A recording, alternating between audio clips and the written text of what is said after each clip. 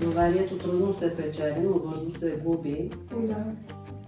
Да кажа, че не всичко е така, както изглежда, но когато разберем как изглежда, ситуацията вече става кофти и нещата се объркват доста. Невярата и дали това е възможно изобщо? Това според мен не е много лесно, защото човек, както каза господа, човек когато един път си губи доверието, не се... Да изневери единия на другия партньор. А това как може да се изгради? Всеки човек има свобода, всеки може да живее свободно по своя си път, да поеме. Обаче, доверието губи ли се? Може би жените ги подтикват повече някои моменти, където търсят материално повече да са по-добре. Или пък някои са под над. Според мен, ако един човек прости изневярата, то според мен няма уважение към него, към себе си. Да, значи ти не би простила. Нецензурно. Защото не е толкова... Просто не е удобен. Добре.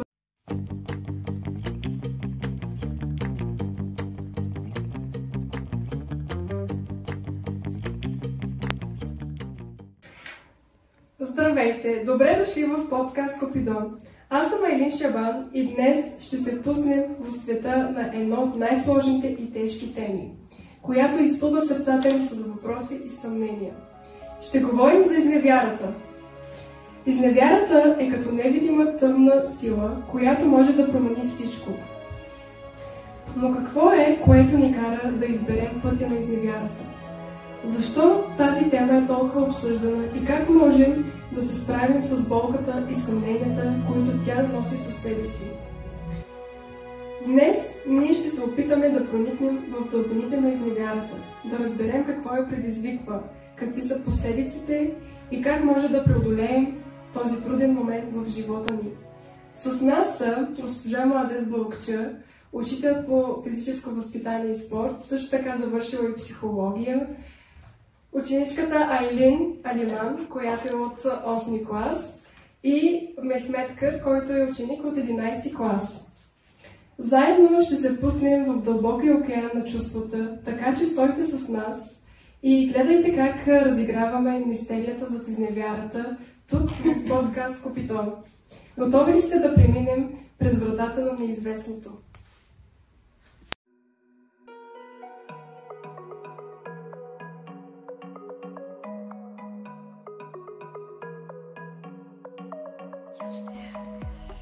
Така, добре дошли отново в нашия подкаст. Първоначално искам да ви попитам как сте. Добре си, ти как си? И аз съм добре, благодаря. Вие как сте, госпожо? Благодаря, добре съм. Прекрасно. Първо искам да започна с въпроса: какво според вас е изневярата и как вие я дефинирате?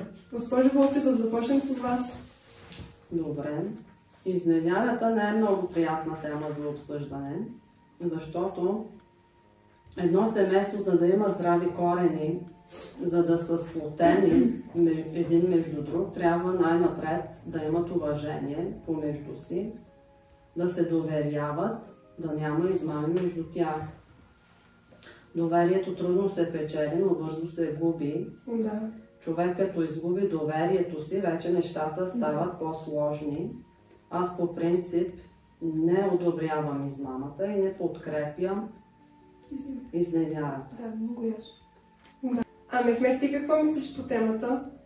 Да кажа, че не всичко е така, както изглежда, но когато разберем как изглежда, ситуацията вече става кофти и нещата се объркват доста. Добре. Айлин, ти има ли нещо да допълниш? Ами, без коментар. Наистина, изневярата е много кофти ситуация, защото в смисъл... Без коментар. Без коментар. Добре, тогава за другите въпроси оставям твоите коментари. Следващият ми въпрос към вас е: каква е психологията зад изневярата и защо някои хора се впускат в нея? Вие как разбирате това, например, някои хора да изневеряват? Според вас, защо те изневеряват? Всеки човек има различни чувства и мисли може би иска нещо да притежава, което не е притежавал до момента. Да. Но по принцип човек не трябва да се ръководи от емоциите, а трябва да овладява мислите си. Да мисли правилно и да постъпва по правилния начин. Защо се нуждае, например, на определения човек от това да изневерява, например, на половинката си? Ами понякога партньора ни във връзката се нуждае от повече любов и не вижда... Не намира тая любов в партньора. Да, може би липсата на любов или някаква друга емоция го подтиква към това. Добре, нека да преминем към третия въпрос. Третият ми въпрос към вас е: какви са основните причини за изневярата във връзката и как може да се предотврати това? Какво мислите вие по тази тема? Мехмед? Според теб каква може да бъде причината един човек да изневери? Ами, няма причина. За изневярата... Действие без причина според мен няма как да има. Ами, това... Ама може да има безпричинна причина. Това какво ще рече? Чай много. Госпожа, вие имате ли някакъв коментар по въпроса? Ами всеки човек мисли по различен начин. Да. Някои може би искат да притежават това, което нямат.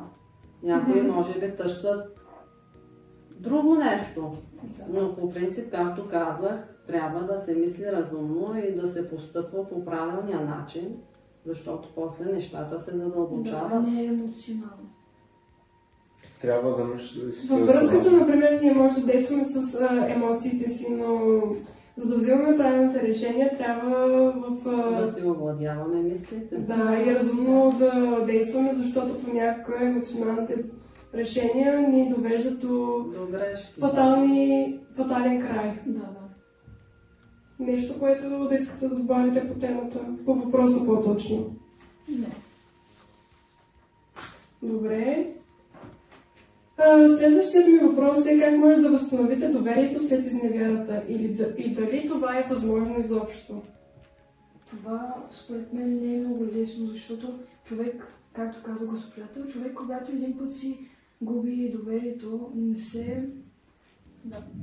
не може да го получава, да го спечеля. Да го спечеля право, защото доверието не е лесно нещо. Трудно се печели, да. Значи според теб доверието след изневярата не може да се възстанови. Да. Мехмед, според теб? И то ако много трудно. Подкрепяш, не да допълниш? Да.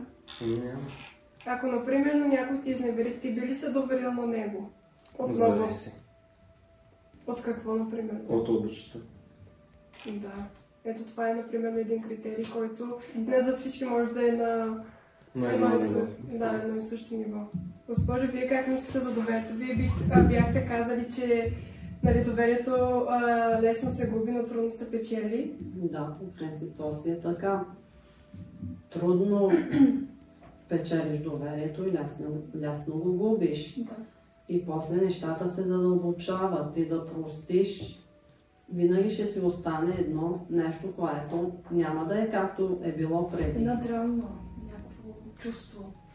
Да, винаги ще има съмнение след това. Да. Няма да се довериш 100%. Да, подкрепям ви и аз. Нека да преминем към следващия ни въпрос и той е: каква е разликата между физическата и емоционалната изневяра и как се справяме с тях? Сега, например, да разделим този въпрос. Сега, за да отговорите по-лесно, да разделим този въпрос по този начин. Например, първо да обсъдим за физическата изневяра. Според вас, какво е физическата изневяра? Материално. Материално, например, не е много удобно да го кажа тук. Материално да изневериш на материалите? Не.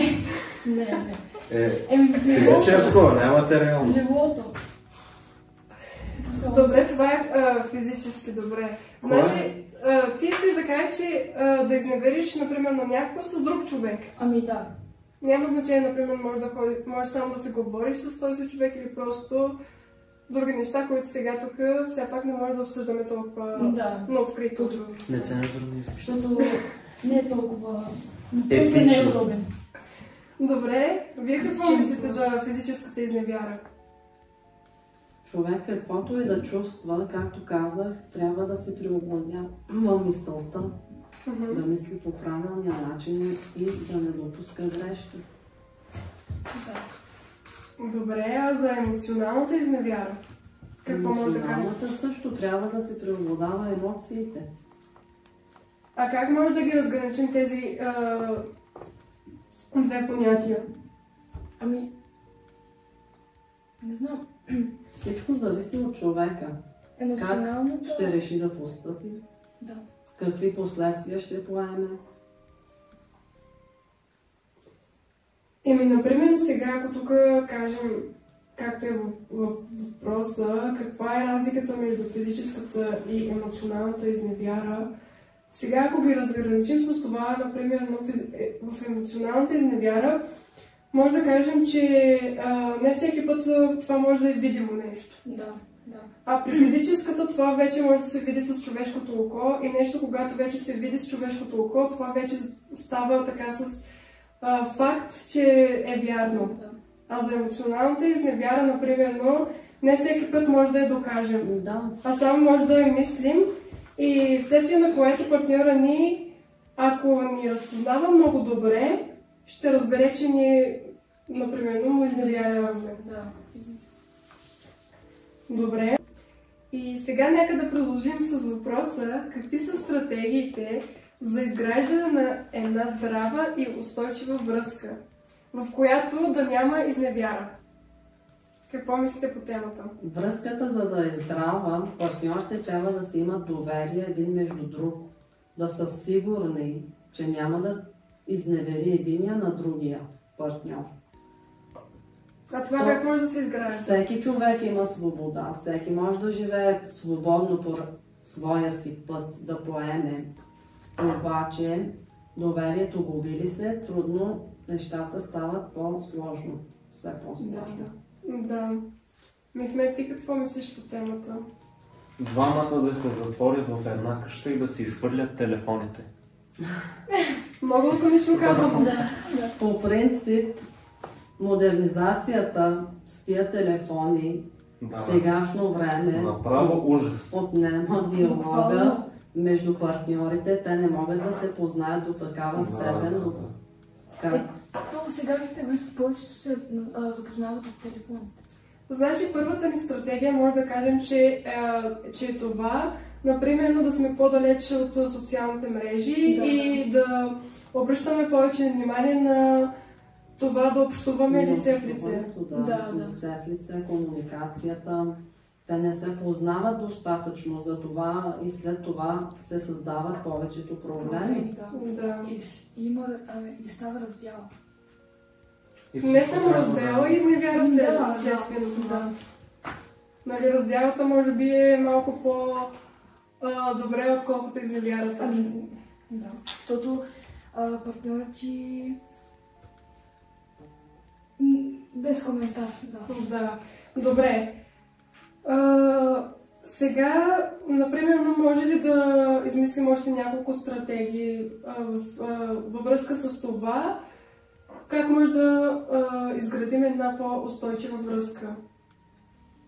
Например, вие ако сте в една връзка и мислите да продължите сериозно с този човек, какво бихте направили, за да имате пълното доверие към него, за да нямате съмнения в поведенията му? Да се жени. Добре, за да се стигне до тази точка, не трябва да има доверие. Доверието е на... Добре, доверие. Например, освен доверието, как може да градим по-здрава... Уважението е много важно. Уважението, подкрепата, взаимната подкрепа. Разбирателството. Точно. Мехмед, според теб здравата и устойчива връзка, друго нещо трябва ли да има в нея? освен тези изброените? Разбирателство, устойчивост, какво друго казахте? Доверие, Доверие, уважение. уважение. И какво друго да има? Всичко е. Добре. И да са живи и здрави, да се веселят. Най-важното, нали? На първо място си е здравето, всичко друго е лесно. Добре. Следващият ми въпрос към вас е: как изневярата влияе на децата в семейството Ужас. и как може да се помогне на децата да се справят с него? Ужас. По принцип децата няма да се чувстват никак добре, като научат, че един от родителите изневерява на другия, особено ако научат от друг. Това вече става страшно. Може да доведе до психични промени дори при децата. Да. Могат да се потискат вътрешно, да мислят по различен начин. Те, нали знаете, че децата са огледалото на семейството. Да. По-нататък може да мисли то и за неговото семейство, че може да се случат такива неща. И не е хубаво. Но тези неща не идват повечето от изневярата. Също и семейството, ако не се разбира, то също влияе. То влияе. Да. За това разбирателството, отношенията в семейството. Да, примерно децата стават по-агресивни. Да. Трябва да са много добри. Да. Мехмед, според теб, ако се случи такова нещо, например в семейството да има изневяра, как би трябвало да се съобщи на децата? По какъв начин? То си е зле, ама... Зависи от годините. Да, Това, ако е малък, Да. ако е малък, примерно на 10, То на не е. 5-10 години, Мгм. то не е малко, ама все Пет. пак, Пет ако съм аз, няма да кажа. Първоначално. Да.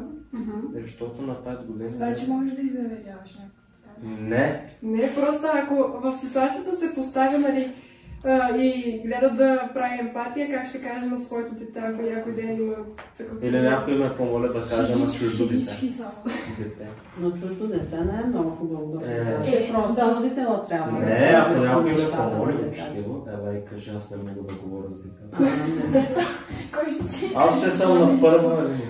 За Кой ще помощ. каже такова нещо? А според теб да се никой съобщи такова нещо лесно ли? Не, лесно Не е е така. лесно. Ама, Ама какво да кажа, не знам. няма нищо. Ужас. Представи се. Да, темата Ай. изобщо не е лека, тежка е темата, Тежко, но да. принципно трябва да се съобразяваме с нашите действия, защото това влияе не само върху нашия живот и върху, децата, да, върху живота на околните ни, Да. на на близките ни. поколенията. Да. Госпожо, вие като родител какво бихте направили? Бихте ли казала, например, на детето ви?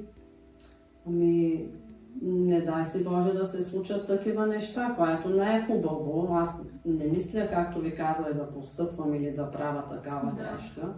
Но при семейства, които има такива ситуации, по-добре е да си говорят с децата на открито, Да. за да няма после проблеми, като научат от други хора.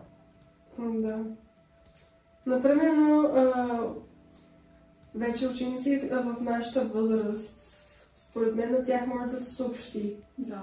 Все пак И те ние... имат правото да знаят какво Да. става в семейството. Не е това, например, не е лесно да се съобщи, Не но е лесно, но то рано или късно ще се разбере. точно така, по-добре родителите да обяснят причината на това и следствие, нали, последствие от това Така. действие. И след това, нали, децата, в зависимост от техния характер, ще реагират по техен си начин. Така. Добре, нека да преминем към следващия въпрос. Така, какви са различните културни и социални перспективи върху изневярата и как се променя това в различните общества? Тоест, да ви улесня малко въпроса.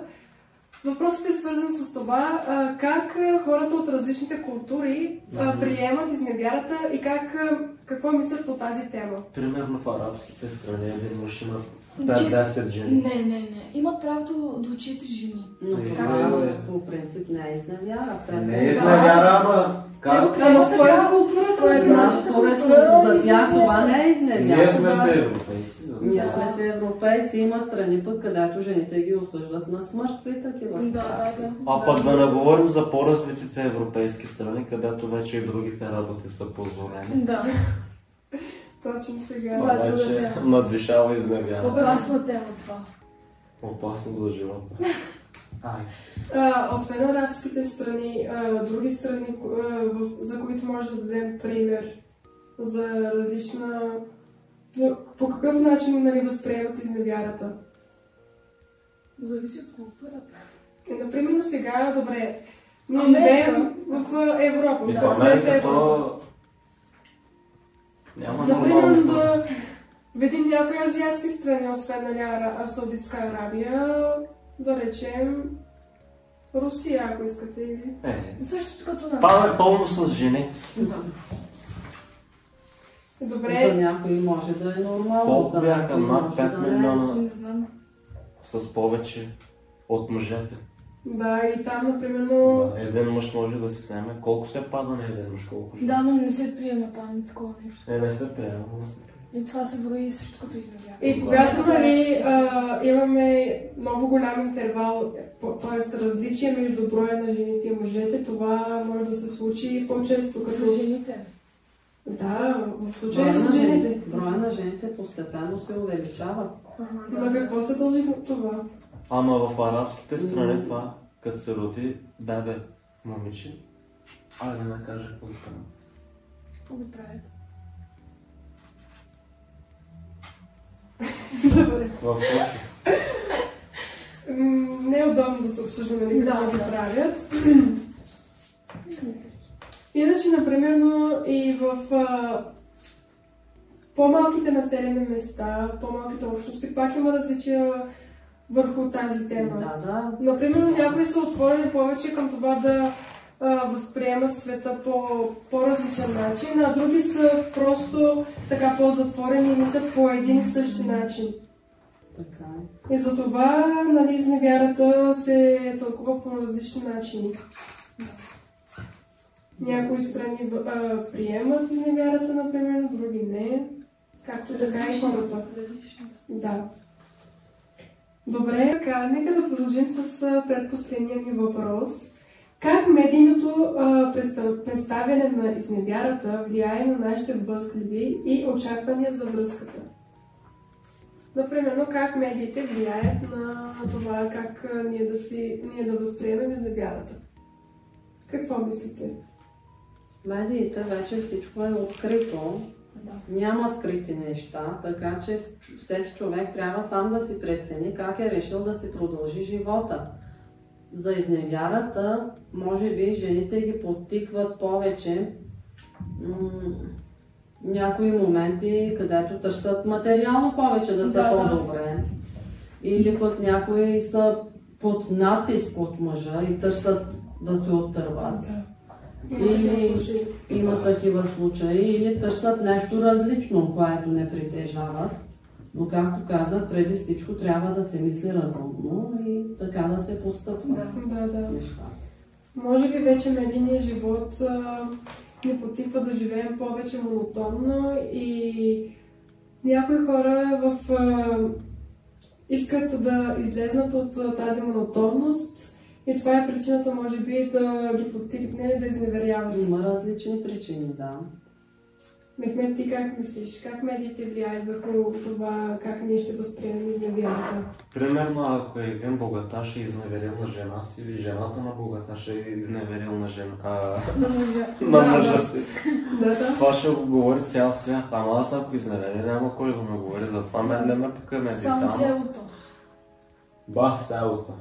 Никой. Те да си гледат. Да, за по-известните хора абсолютно съм съгласна, че медиите играят лоша шега в случая. Да, по-известните не са и да чуем и твоето мнение. Моето мнение е също като вашето мнение, да ви кажа, но не знам какво да кажа. Например, ти, когато срещнеш в медиите някаква новина за изневярата, как влияе това върху твоите мисли? Просто се шокирам. Ако, примерно, науча нещо за едни известни хора и затова ще бъда шокирана. И няма да влияе много нещо, защото не са ми някакви близки. Да. Те са просто известни хора от Холивуд. Може би пък има някакъв маркетингов трик. Може Това би изневяра. не се знае. Зависи за коя личност става въпрос. Селена Гомес и Джастин Бибър. Също и Хайли Бибър. Добре, ти като знаеш, например, че определен човек изневерява, нали, твоите възгледи към този човек се променят? Да, защото той или тя не постъпва хубаво. Да. Това не е... Ти като се поставиш на място на този, който е бил изневерен, разбира се, че съчувстваш неговите болки или неговите болки. Да. Сега нека да продължим с последния ни въпрос. Каква е ролята на комуникацията и откритостта в предотвратяване на изневярата и възстановяване на връзката след нея? В случая имаме изневяра и връзка, която трябва да се възстанови след нея. Според вас как ще влияе комуникацията и откриваността в тази връзка? Да.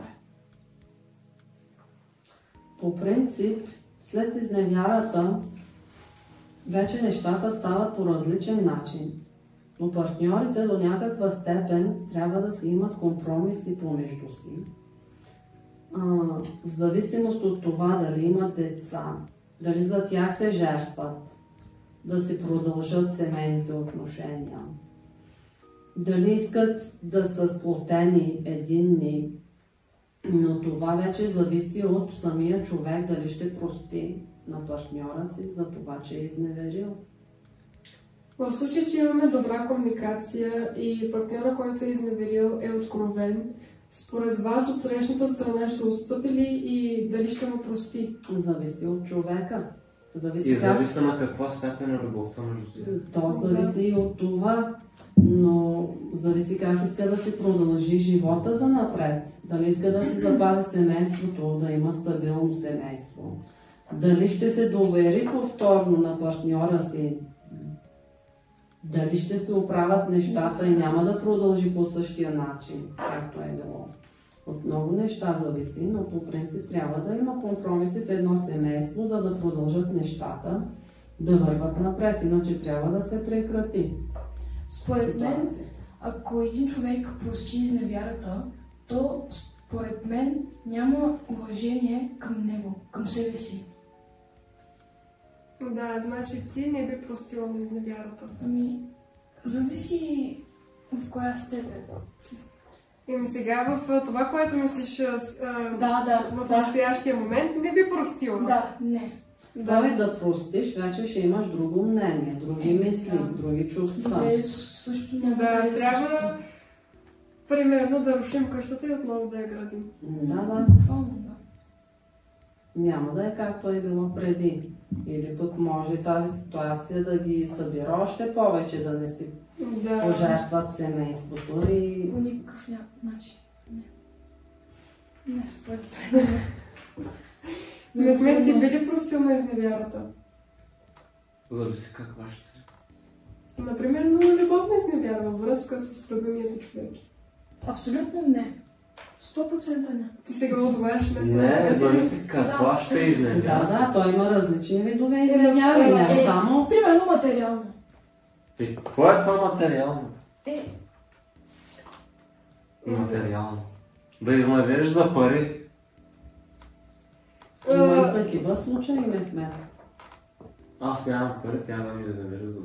Да, всякакви случаи има в света. Така че човек трябва да е разумен, да овладява мислите си, да постъпва по правилния начин. И да има пари. Да не се мисли по различен начин. Изкривява правилния път. Да. И за достоинството на самия човек е много важно това нещо. Да, всеки би отстъпил толкова, доколкото, например, вижда светлина в отсрещния. Да. Добре, Нещо, което искате да добавите по темата? Някакви лични преживявания, ако искате да споделите? Ако имате такива, разбира се. Просто не правете това нещо. Това е много лошо нещо. Изневярата никога не е била хубаво нещо. Значи, ако някой мисли, че това е нещо хубаво, значи се нуждае от психиатър. Не го правите вкъщи. Психиатър, чак не психолог, психиатър. Психиатър, да. Клиника. Направи една реклама по коя клиника. Толкова не знам. Ти ако си учила. Направи ти.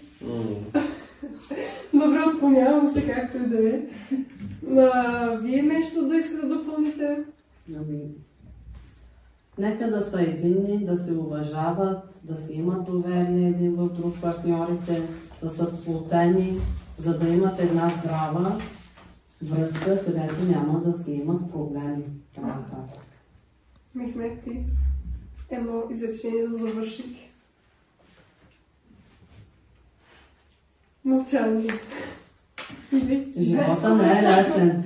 Живота не е лесен, ама понякога ние се го услужим. Трябва да се изживее. Така е. И така, след като се потопихме в света на изневярата, ние останахме с множество въпроси и размисли. Изглежда това е тема, която обгръща, нашия живот с невидими нишки, кара ни да се чувстваме уязвими и разкрива сложната природа на човешките взаимоотношения. Изневярата не е просто действие, то е цял свят от емоции, болка и решения. Но дали може да намерим прошка? Или може би трябва да търсим изцеление? Тези въпроси ще останат отворени, но с този подкаст се стремим да ви насърчим да мислите и да търсите отговори. Благодарим ви, че бяхте с нас и този път. Надяваме се, че този разговор ви вдъхнови и помогна да разберете по-добре изневярата и нейните влияния. Нека бъдем отворени към разговори, бъдем чувствителни един към друг и търсим пътища към изцеление. В следващия епизод очаквайте нови перспективи, нови въпроси и нови истории. А до тогава се грижете един за друг. Това беше от нас и вие слушахте подкаст Купидон. Благодарим ви и до нови срещи!